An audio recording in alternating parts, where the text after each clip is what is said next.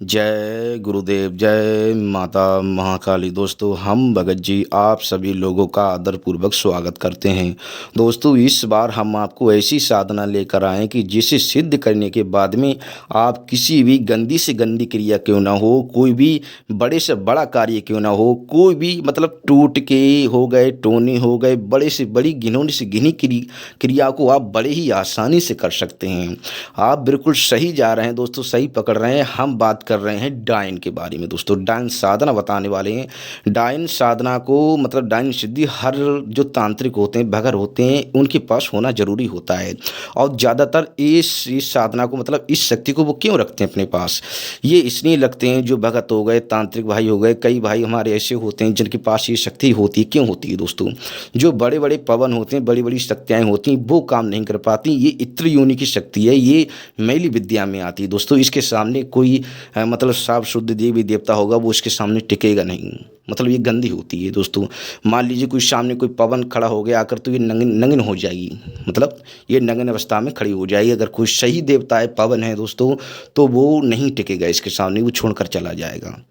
तो दोस्तों, इसकी बहुत ही रूप बदलने में तो ये माहिर होती है दोस्तों। ये ज़्यादातर जो स्त्रियाँ होती हैं, जैसे कि जादूगरनियाँ होती हैं, ये उनके पास इसकी विद्या होती है। और इसी के सहारे से वो टोने टोट के अब बड़ी गंदी से गंदी क्रिया को अंजाम दे सकते हैं। तो दोस्तों, हम इसके मंत्र भी बताएंगे आपको, क्रिया भी बताएंगे, तो आप वीडियो पर बने रहिए। तो फिर हम आपको क्रिया बताते हैं। क्रिया इस प्रकार रहेगी, साधना इस प्रकार करनी है दोस्तों। इसकी आपको गांव से बाहर किसी जंगल का या फिर शमशान हो तो ठीक है, किसी भी जंगल का आपको चयन करना है। मतलब किसी भी जंगल का चयन करना है जो कि गांव से बाहर हो, जहां कोई आता जाता ना हो। अर्धरात्रि में, अमावस्या की रात को, अमावस्या या फिर होली, दीपावली, सूर्य ग्रहण, चंद्र ग्रहण में इसे आप सिद्ध कर सकते हैं। तो दोस्तों, करना क्या है? करना ये है, आपको मछलियाँ लेनी है। मछलियाँ छोटी साइज की, बड़ी साइज की नहीं लेनी। मछलियाँ छोटी साइज की लेनी है आपको। छोटी साइज की मछलियाँ लेनी पड़ेगी। जितना मतलब ज़्यादा बड़ी नहीं होनी चाहिए। मछली एक देशी का क्वार्टर, मछली एक देशी का क्वार्टर, एक इत्र, आप ध्यानपूर्वक सुने। और काले तिल का, यदि काले तिल का दीपक मिल, मतलब काले तिल का जो तेल रहता है, उससे आपको दीपक प्रज्वलित करना होगा। यदि वो उपलब्ध नहीं होता है तो आप सरसों का यूज कर सकते हैं। और दोस्तों, अगरबत्ती 5 अगरबत्ती रहेंगी इसमें। इसमें 5 अगरबत्ती रहेंगी। ये सामान आपको लेना है। मच्छी आप पहले से भूंज लेना। भूंजने के बाद में दोस्तों, मछली सुरक्षा कवच लगा लेना, बड़ा ही मजबूत। मैं तो ये कहूँगा, सुरक्षा के तौर पर आपको कतई मतलब पूरी तरह से, मतलब इसमें कोई आपको ढिलाई नहीं करनी। सुरक्षा के तौर पर खूब मजबूत, कांटे से कटे ना, बांटे से बटे ना, ऐसा सुरक्षा कवच आपको चुनना है साबर मंत्र का। तो दोस्तों, उन मछलियों को सामने रखा जाता है। मछलियों को जो मंत्र पढ़ा जाएगा, मंत्र बोल दिया ऊंचे स्वर में, और उस मछलियों के ऊपर उस दारू को डाल दिया। मछली को उस मतलब मछलियाँ आपको करीबन 5 मछली लेनी है, छोटी छोटी आपको लेनी है। और जंगल में ही आपको भूंजनी है। ये 12 बजे से पहले आपको सब कुछ तैयार करके रख लेना है दोस्तों।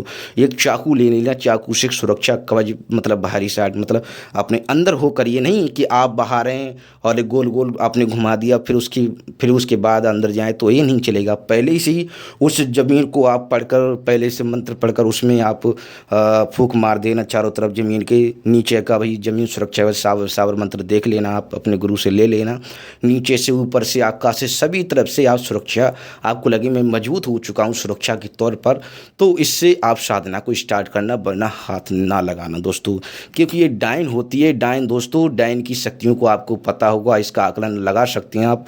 क्योंकि डायन वो गंदी विद्या में आती, मैली विद्या में आती, जिसकी दोस्तों जल्द से जल्द काट नहीं मिलेगी। डायन यदि किसी को पकड़ ले, यदि किसी के पास होती है डायन, तो उससे दोस्तों उसका कोई बाल बाका नहीं कर सकता।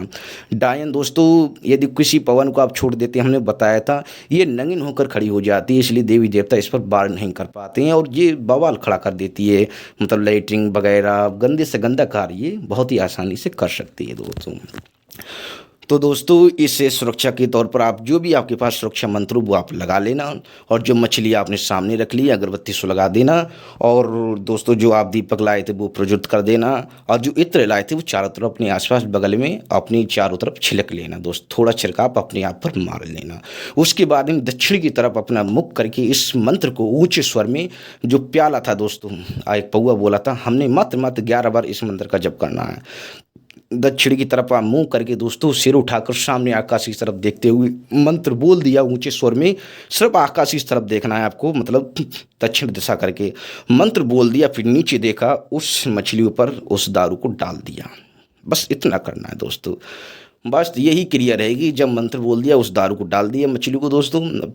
जब 3-4 बार आप मंत्र बोल देंगे, 2 बार ही हो पाएगा दोस्तों, मैं तो ये कहता हूँ, नहीं तो लोगों की हवा निकल जाती है। डायन जब आएगी तो इस बात का ध्यान रखना, एक काला सा साया आपको चारों तरफ आता जाता दिखेगा। सुरक्षा के मतलब भीतर तो नहीं आएगा, लेकिन काला साया आपको आस पास दिखेगा।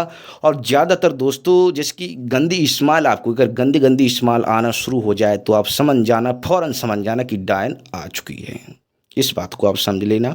जब गंदी गंदी आपको लगे कि मतलब अनसुलझी, मतलब आपने इस तरह की महक कभी देखी ना हो, मतलब गंदी से गंदी, मतलब उसके सामने जो नाला होता है, कटर होता है, गटर बोलते हैं इसे, वो भी शर्मा जाता है दोस्तों। इतनी गंदी इससे बदबू आती है। और इसका फर्क उस साधक में भी पड़ने लगता है, क्योंकि आप किसी अघोरी की साधना करेंगे। अब मान लीजिए हम ही मतलब ब्रह्मदेव महाराज की साधना बताई थी, किसी भी साधना की, किसी भी सिद्धि की आप साधना करते हैं तो उसका थोड़ा बहुत अंश उस साधक में चला जाता है। जिसके पास ये शक्ति होती है तो थोड़ा बहुत उसमें मतलब गंध हमेशा आती रहती है, वो कितना भी साफ शुद्ध हो जाए लेकिन तब भी उसके अंदर से गंध आने लगेगी। तो इसका ये प्रकोप होता है दोस्तों।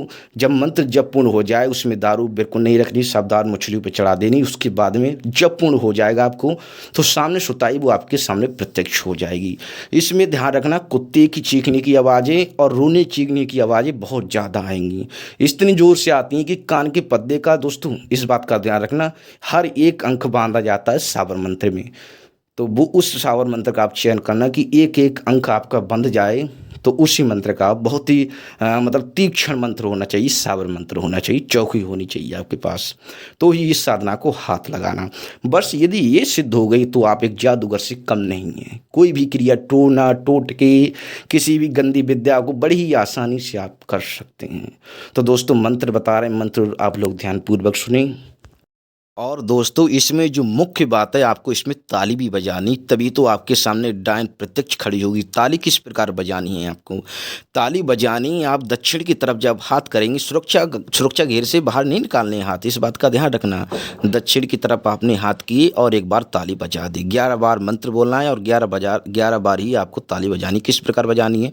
जैसे कि मंत्र बोल दिया, उसके बाद में ताली बजा दी एक बार, उसके बाद में ताली बजाने के बाद में जो प्याला बताया था वो थोड़ा सा उन मछलियों पर आपने डाल दिया। इस प्रकार ये क्रिया आपको करनी है।